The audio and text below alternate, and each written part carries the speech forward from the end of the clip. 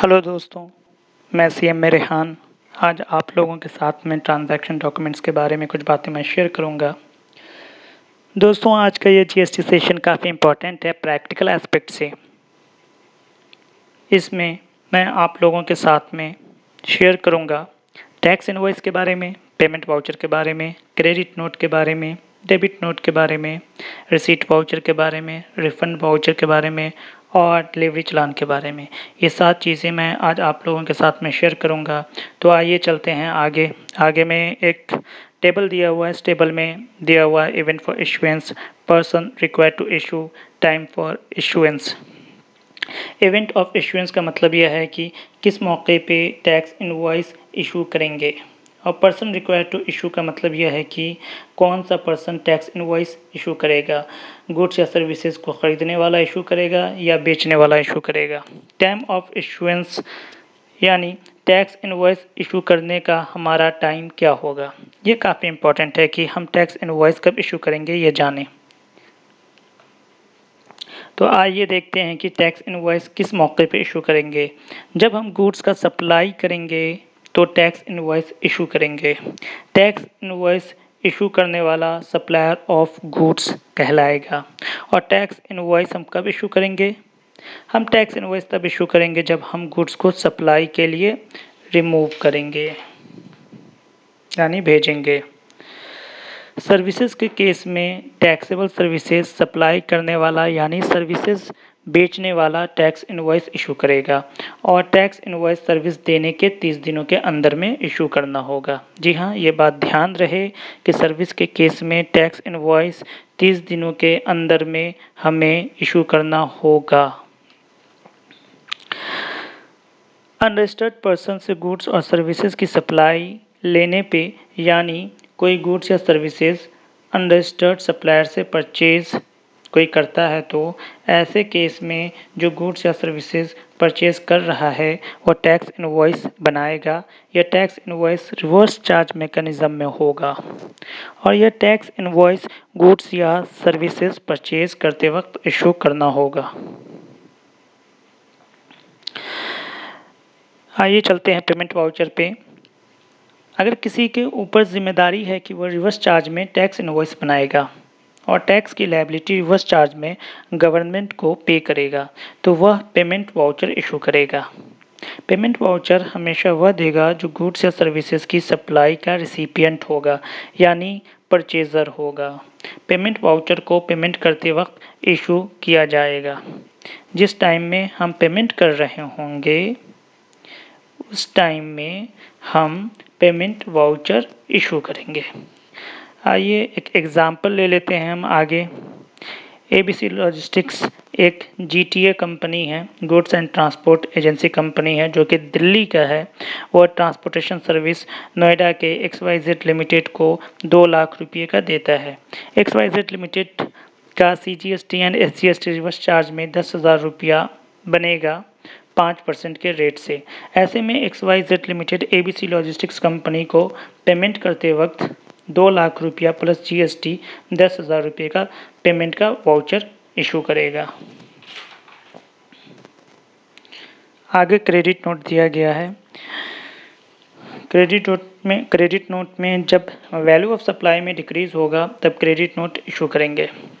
यह decrease value में तब हो सकता है जब हम गुड्स या सर्विसेज को एक्चुअल प्राइस से ज़्यादा पे भेजते हैं, या हम डिस्काउंट देते हैं, या बेचे हुए गुड्स रिटर्न होते हैं, या हमने गुड्स कम भेजा था और इनवॉइस ज़्यादा अमाउंट का बना दिया था। तो इन सब सिचुएशन में क्रेडिट नोट इशू किया जाता है।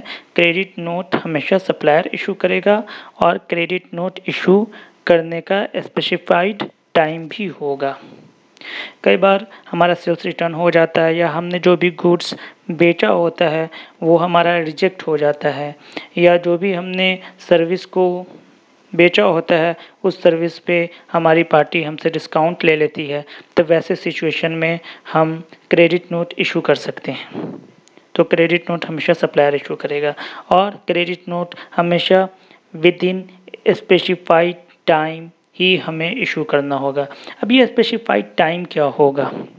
ये स्पेसिफाइड टाइम दरअसल नेक्स्ट फाइनेंशियल ईयर के सितंबर मंथ का रिटर्न या एनुअल जीएसटी का रिटर्न फाइल करने का जो डेट होगा, इन दोनों में जो डेट पहले होगा उस डेट से पहले हमें क्रेडिट नोट इशू करने का मौका होगा। उसके बाद हम क्रेडिट नोट इशू नहीं कर सकते।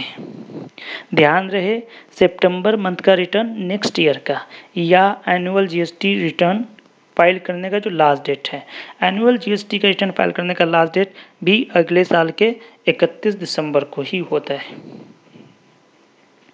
डेबिट नोट, जब सप्लाई दिए हुए गुड्स या सर्विसेज की वैल्यू में इंक्रीज करना होगा तो डेबिट नोट इशू करेंगे। यह डेबिट नोट जीएसटी में सिर्फ सप्लायर इशू कर सकता है। ध्यान रहे, जीएसटी में चाहे वो क्रेडिट नोट हो चाहे वो डेबिट नोट हो, दोनों को सिर्फ और सिर्फ सप्लायर इशू कर सकता है, परचेजर इशू नहीं कर सकता है। तो डेबिट नोट हम कब इशू करेंगे? जब सप्लाई किए हुए गुड्स या सर्विसेज की वैल्यू में इंक्रीज करना हो तो डेबिट नोट इशू करेंगे। सपोज़ कीजिए कि हमने कोई गुड्स 100 रुपये की सप्लाई करी थी और बाद में उसमें हम प्राइस रिवीजन करके कस्टमर से 10 रुपया और मांगते हैं और कहते हैं कि हमने जो 100 रुपया आपसे चार्ज किया था वो अमाउंट कम था, आप 10 रुपया हमें और दीजिए। तो वो 10 रुपया और मांगने के लिए हमें डेबिट नोट इशू करना होगा। डेबिट नोट हमेशा सप्लायर के द्वारा इशू किया जाएगा, इस बात को ध्यान रखें। रिसीट वाउचर, अगर रजिस्टर्ड पर्सन गुड्स या सर्विसेज सप्लाई करने से पहले एडवांस ले लेता है, कई बार क्या होता है कि हम गुड्स या सर्विसेज सप्लाई करने वाले होते हैं और हम एडवांस पैसे ले लेते हैं उसके, तो हमें ऐसे सिचुएशन में एडवांस रिसीट वाउचर इशू करना होगा। जी हाँ, हमें एडवांस रिसीट वाउचर इशू करना होगा, जीएसटी वाला। रिसीट वाउचर हमेशा एडवांस का रिसिपिएंट इशू करेगा, यानी कि जो एडवांस ले रहा होगा, ऑब्वियस सी बात है, रिसीट वाउचर वही इशू करेगा। और रिसीट वाउचर हमेशा एडवांस का पैसा लेते वक्त ही इशू करना है। आगे दिया गया है रिफंड वाउचर, अगर एडवांस के पैसे को अगर हम वापस कर रहे हों, सपोज़ हमने जो एडवांस का पैसा लिया था हमने उसके बदले में सर्विस या गुड्स सप्लाई नहीं करी तो हम उस पैसे को रिफ़ंड करेंगे। तो रिफ़ंड करते वक्त में रिफ़ंड वाउचर हम इशू करेंगे। रिफ़ंड वाउचर हमेशा एडवांस लेने वाला ही इशू करेगा जिसने एडवांस लिया था, और यह उस टाइम पे इशू किया जाएगा जिस टाइम पे रिफ़ंड किया जा रहा होगा। डिलीवरी चालान, जब एक रजिस्टर्ड पर्सन गुड्स को जॉब वर्क पे भेज रहा हो या गुड्स का मूवमेंट सप्लाई ना हो यानी सेल ना हो, जैसे कि गुड्स को किसी इवेंट के लिए भेज रहे हों और वो सारे गुड्स हमारे उस इवेंट के बाद वापस आने वाले हों, या तो हम गुड्स को किसी अपने दूसरे ब्रांच में भेज रहे हों, हम गुड्स को सेल नहीं कर रहे हों, तो ऐसे केस में रजिस्टर्ड पर्सन एक कंसाइनर कहलाएगा और वह डिलीवरी चालान इशू करेगा उस टाइम पे जब वह गुड्स को भेज रहा होगा। जिस टाइम पे वो गुड्स को भेज रहा होगा उस टाइम पे वो डिलीवरी चालान इशू करेगा।